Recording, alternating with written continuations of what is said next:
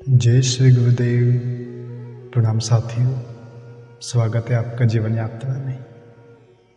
साथियों, आत्मशक्ति का स्रोत क्या है? शायद यह प्रश्न आपके दिमाग में अवश्य आया होगा कि आत्मशक्ति का स्रोत क्या है, या हमारे अंदर किसी काम को करने की शक्ति कहाँ से आती है। अगर इसका सरल शब्दों में जवाब दिया जाए तो आत्मा ही आत्मशक्ति का स्रोत है।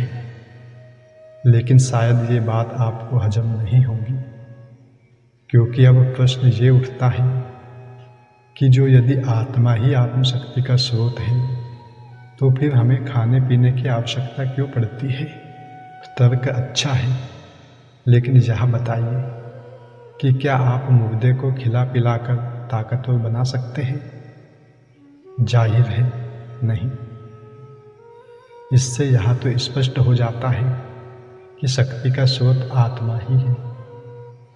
इसे और अधिक स्पष्ट करने के लिए आइए देखते हैं ये रोचक कहानी। एक बार की बात है, एक राजा के यहाँ बड़ी मिन्नतों के बाद एक सुंदर सी राजकुमारी का जन्म हुआ। राजकुमारी बड़ी ही सुंदर, बुद्धिमान और समझदार थी। जब वह विवाह के योग्य हुई, उसने शर्त रखी कि मैं उसी युवक से शादी करूंगी जिसमें अदम्य साहस हो, जो मुझे पाने के लिए अपनी जान की भी परवाह ना करे। राजा अपनी बेटी से बहुत स्नेह रखता था, अतः उसने राजकुमारी की इस शर्त को पूरी करने के लिए स्वयंवर का आयोजन किया। इसी के साथ उसने अपने बगीचे के तालाब में बड़े बड़े भयानक मगरमच्छ छुड़वा दिए। तालाब के चारों ओर ही राजाओं के बैठने की व्यवस्था करके राज दरबार सजाया गया।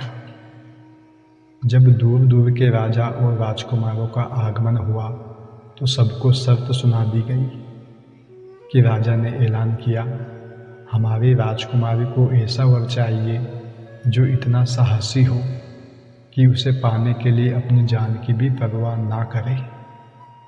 इसलिए हमने इस तालाब में मगरमच्छ छुड़वा दिए हैं।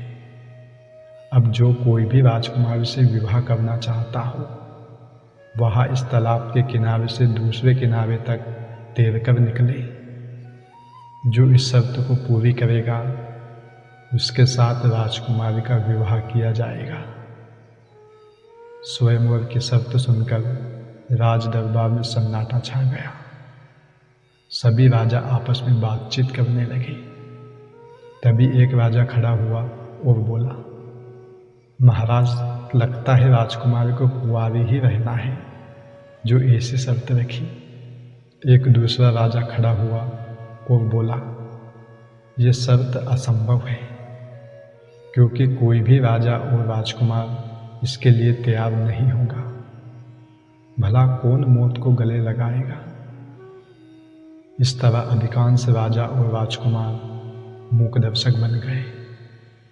राजकुमारी से विवाह करने का ख्याल उन्होंने अपने दिमाग से निकाल दिया और देखने लगे कि आखिर कौन होगा वह भाग्यशाली जो इस शर्त को पूरा करेगा। सभी राजा तालाब पर नजर गड़ाए मगरमच्छों को देख ही रहे थे। तभी अचानक लोगों की भीड़ में से एक युवक निकला और धड़ाम से तालाब में कूद गया। उसकी फुर्ती इतनी थी कि कोई भी मगरमच्छ उसे पकड़ नहीं पाया और वह झट से बाहर निकल गया। बाहर निकलते ही लोगों ने उसे उठा लिया और उसके जयकारे लगाने लगे। लोग पूछने लगे, आखिर तुमने यह कैसे कर दिखाया? युवक बोला, कब दिखाया? क्या खाक कर दिखाया?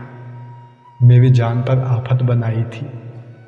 सबसे पहले तो ये बताओ कि मुझे धक्का किसने दिया?